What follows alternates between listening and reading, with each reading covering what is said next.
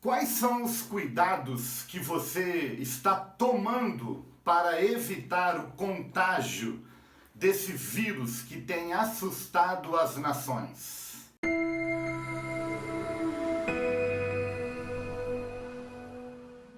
Imagino que a sua resposta seja exatamente a resposta que eu daria caso estivesse diante de uma pergunta como essa.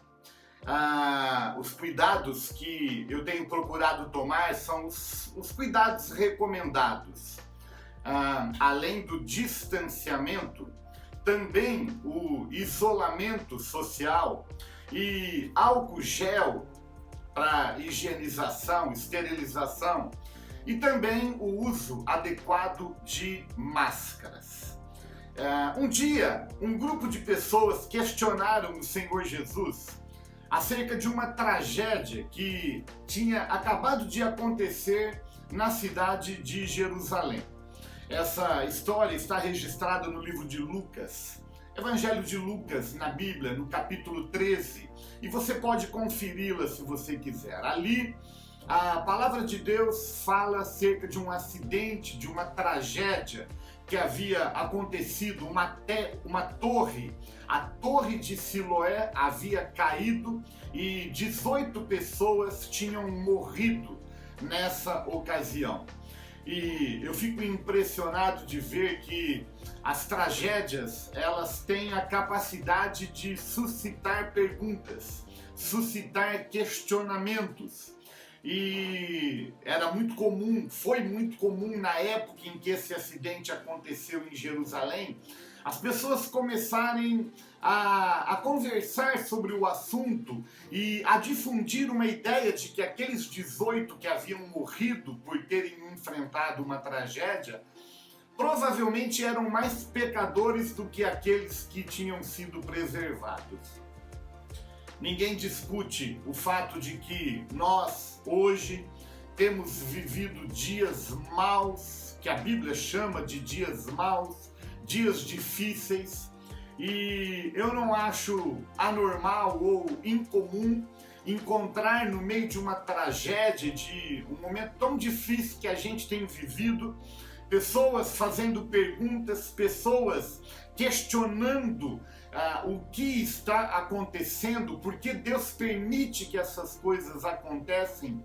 No entanto, quando eu olho para o relato bíblico, eu olho para a resposta que Jesus deu às pessoas que o questionavam por causa desse acidente, e eu encontro algumas verdades impressionantes que você e eu precisamos compreender nos nossos dias, porque não diz respeito somente à tragédia experimentada na época de Jesus, mas às tragédias que todos nós estamos sujeitos a enfrentar nos nossos dias. E, além disso, a resposta de Jesus nos apresenta uma verdade que é inquestionável. A verdade de que existe um vírus muito mais letal, muito mais perigoso, muito mais forte do que o vírus que nós estamos enfrentando nos nossos dias. E eu quero compartilhar as respostas que eu encontro, na verdade, as verdades que eu encontro através da resposta que Jesus dá. Depois você pode conferir na sua Bíblia, por favor, faça isso. Lucas capítulo 13, você vai encontrar as mesmas verdades que eu quero compartilhar com você nesse vídeo.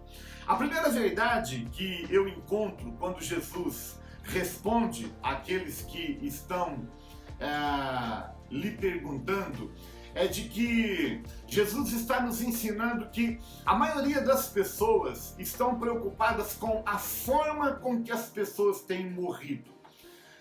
Uma tragédia, um acidente, uma morte natural, e em cima disso questionamos a Deus por que perdemos determinada pessoa, por que temos que enfrentar a morte hoje. E na resposta que Jesus dá, para mim fica claro que Jesus está dizendo que, enquanto as pessoas estão preocupadas com a forma com que as pessoas estão morrendo, na verdade as pessoas deveriam estar preocupadas com a morte em si.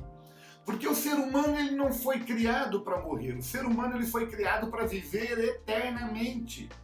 E, infelizmente, um acidente de percurso entrou na história humana e não nos permite viver eternamente. Então Jesus ele começa na sua resposta explicando, olha, enquanto vocês estão preocupados com a forma com que vocês vão morrer, na verdade vocês deveriam estar preocupados com a morte. E é muito comum algumas pessoas dizerem assim, a gente já deu jeito para tudo na vida, a gente só não deu jeito para a morte. Eu tenho uma notícia boa para te dar, encontrada na resposta de Jesus, porque até para a morte nós podemos encontrar uma solução hoje. Fique comigo e eu vou compartilhar com você cada verdade que eu encontrei na resposta de Jesus. Ela é transformadora e ela pode mudar radicalmente a nossa vida. A segunda verdade que eu encontro na resposta de Jesus e nessa primeira colocação que eu fiz, de que Jesus ele estava nos ensinando, olha, vocês precisam estar preocupados com a morte. E a segunda verdade que eu encontro é que Jesus está dizendo que a morte deveria nos preocupar, porque, diferentemente do que muitas pessoas entendem, a morte não é o fim. Muitas pessoas entendem a morte como o fim e querem aproveitar o máximo da vida, porque se morrem jovens, foram privadas de experimentar todos os prazeres que esse mundo pode nos oferecer. No entanto, Jesus está dizendo, olha, a morte não é o fim, na verdade, a morte é uma transição. A morte, ela é o começo de uma eternidade que você e eu vamos viver. E, na verdade, muito mais preocupado do que morrer jovem ou morrer ou ser privado de provar os prazeres deste mundo, nós precisamos estar preocupados com a eternidade. Porque a nossa eternidade, ela pode ser vivida com Deus ou sem Deus. Se você tem dúvidas sobre esse assunto, eu sugiro que você ande 3 capítulos à frente daquele que nós estamos lendo. Nós estamos conversando aqui sobre Lucas 13, mas Lucas 16 nos conta a história de 2 pessoas, um homem rico e um homem pobre, Lázaro e o rico. E ali a Bíblia fala que os 2 morreram e seguiram lugares diferentes, lugares distintos. Um foi levado para o inferno, o outro foi levado para o seio de Abraão, o outro foi levado para o paraíso, o outro foi levado para o céu. E essa história que Jesus conta deixa claro o ensino de que nós precisamos estar preocupados com a nossa eternidade. Onde estaremos depois que partirmos dessa terra? Viveremos uma eternidade com Deus ou uma eternidade sem Deus? E diferentemente do que muitas pessoas pensam, de que vamos deixar para decidir isso depois, porque quando chegar lá e a gente contemplar o resultado das nossas ações aqui na Terra, aí a gente determina o nosso destino segundo a nossa conveniência. Pois bem, querido, a história desses 2 homens que eu estou compartilhando com vocês mostra que depois que a gente morre é completamente impossível a gente mudar o nosso destino. O nosso destino ele é definido aqui nessa Terra, na forma como nós vivemos e escolhemos as ações que nós precisamos tomar nessa vida. E essa história deixa muito claro isso. Então, eu sugiro que você não viva pensando somente nos dias que Deus vai lhe proporcionar aqui nessa terra, mas que você daqui já determine o seu futuro, determine o seu destino. A terceira lição que eu aprendo quando eu olho para a resposta de Jesus é exatamente essa que eu já compartilhei, é que existe um vírus muito mais letal, muito mais perigoso do que o vírus que nós estamos enfrentando nesses dias. E esse vírus se chama pecado. É isso mesmo. Pecado tem a capacidade de definir o nosso destino, com Deus ou sem Deus. E a Bíblia diz que todos nós pecamos e destituídos estamos da glória de Deus. Olha, querido, nós precisamos nos preocupar de uma forma muito profunda, muito inteligente, para vivermos os nossos dias de maneira que não permitamos que os nossos pecados façam separação entre nós e o nosso Deus. Jesus, ele diz na resposta assim, olha, vocês estão preocupados com uma tragédia que aconteceu em Jerusalém, mas eu quero dizer uma coisa para vocês. Se todos vocês não se arrependerem, todos vocês morrerão. Ora, ninguém discute o fato, o axioma, a verdade de que todos nós vamos morrer. E precisamos definir a nossa eternidade em vida, aqui na terra. E é isso que o Senhor Jesus está nos ensinando na resposta que Ele está dando.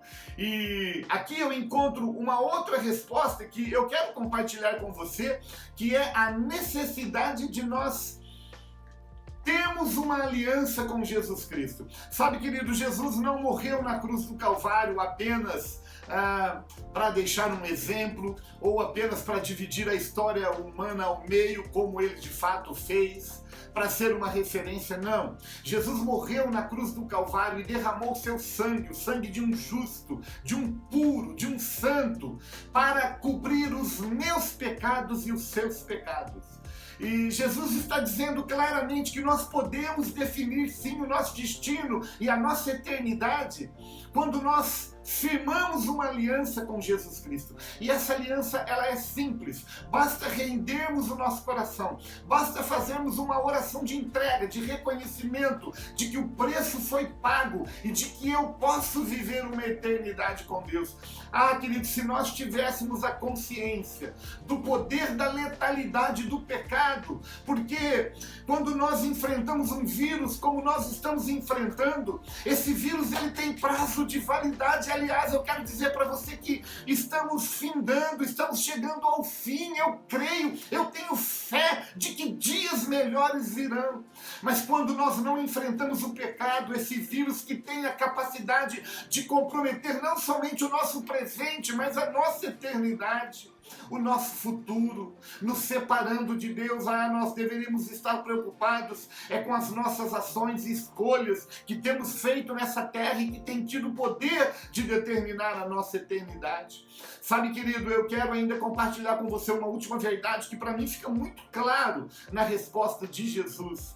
É a verdade de que Jesus mesmo disse que existe um caminho para nós mudarmos a história. Existe uma forma de nós enfrentarmos esse vírus muito mais letal e muito mais poderoso e que pode nos fazer viver uma vida eterna e exitosa. E este caminho se chama arrependimento. Jesus disse: se todos vocês não se arrependerem, todos vocês morrerão. Enquanto muitas pessoas estão preocupadas com a morte física, Jesus estava preocupado com a morte eterna. E Jesus então apresenta o caminho para mudar o nosso destino. E o caminho é o arrependimento.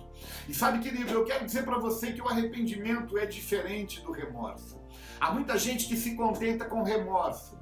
E remorso é aquele peso, aquela tristeza que eu sinto por um determinado comportamento, mas amanhã eu volto a fazê-lo, né? E aquilo vira um ciclo, é um ciclo vicioso, onde eu sinto peso, abandono, mas constantemente eu estou fazendo. Arrependimento é quando eu sinto peso, eu sinto que eu estou sim comprometendo não somente o meu destino, a minha eternidade, mas também comprometendo o meu relacionamento com o meu Criador. E eu abandono aquela prática, eu abandono aquele pecado. E sabe, querido, muitas vezes nós não temos forças para abandonar aquilo que temos sido escravizados há tanto tempo. E é exatamente nesse momento que entra a importância de termos uma aliança com Jesus Cristo. Sabe, querido, eu quero terminar esse vídeo, essa reflexão, compartilhando com você exatamente as verdades espirituais que dizem respeito à pergunta que eu fiz para você no começo desse vídeo. Eu comecei esse vídeo perguntando para você quais são os cuidados que você toma para evitar o contágio desse vírus que tem assustado as nações. Mas eu quero dizer para você que existem formas, existem meios, existem cuidados que você e eu podemos tomar também do ponto de vista espiritual que pode nos ajudar a viver uma vida de uma forma que a gente garanta uma eternidade com Deus. E eu quero terminar compartilhando com você essas verdades. Quais são os cuidados que a gente pode tomar? Em primeiro lugar, nós precisamos conhecer a palavra de Deus. Nós precisamos amar a Bíblia Sagrada. Nós precisamos conhecer o manual do proprietário. Nós precisamos entender como Deus quer que vivamos, porque a palavra de Deus, ela nos revela exatamente isso. Se você olhar para o capítulo 28, 29 e 30 de Deuteronômio, você vai ver Deus dizendo para Moisés: olha, Moisés, o que você quer? A bênção ou a maldição? A vida ou a morte? Parece redundante essa pergunta, mas não é. Porque o próprio Senhor diz: olha, se você fizer isso, você vai ter a vida e a bênção. Mas se você não fizer isso, você vai ter a morte e a maldição. No entanto, eu preciso compartilhar com você. Você precisa se apegar à Bíblia. Você precisa se apegar à palavra de Deus. Porque a palavra de Deus, ela tem a capacidade de nos purificar. Muito mais do que um álcool gel, muito mais poderoso. Num dos últimos momentos mais nobres que Jesus viveu, quando ele está ceando com os seus discípulos e ele lava os pés dos mesmos, Jesus deixa claro para Pedro ali que a palavra de Deus, a Bíblia Sagrada, à medida que a gente vai lendo e vai se alimentando dela, ela tem a capacidade de nos purificar, de nos limpar a alma. E eu quero sugerir que você se apegue à palavra de Deus. Há livramento, há vida eterna para quem se apega à palavra de Deus. Mas não somente à palavra de Deus, querido. Eu já compartilhei com você, quando Jesus morre na cruz do Calvário, o sangue derramado ali tem o poder de nos purificar de todo pecado e de nos lavar de toda injustiça. É isso que João fala na sua primeira epístola, na sua primeira carta, no finalzinho da Bíblia: se confessarmos os nossos pecados, ele é fiel e justo para nos perdoar os pecados. O sangue de Jesus Cristo é poderoso. Você deve se lembrar, tanto quanto eu, que foi o sangue do Cordeiro lá no Velho Testamento que impediu os hebreus de experimentarem a morte quando a praga da morte dos primogênitos visitou o Egito. Há poder no sangue de Jesus, e eu declaro o sangue de Jesus sobre a tua casa, sobre a tua família, sobre a tua vida e sobre a tua história.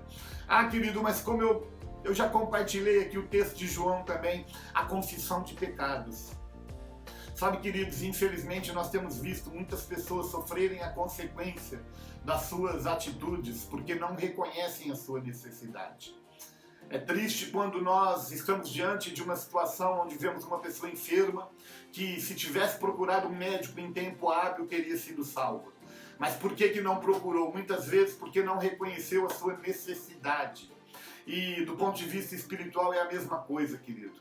Nós precisamos ter consciência da nossa condição, da nossa miserabilidade, da nossa condição de pecadores diante de um Deus que é tão santo. E nós precisamos fazer confissão dos nossos pecados.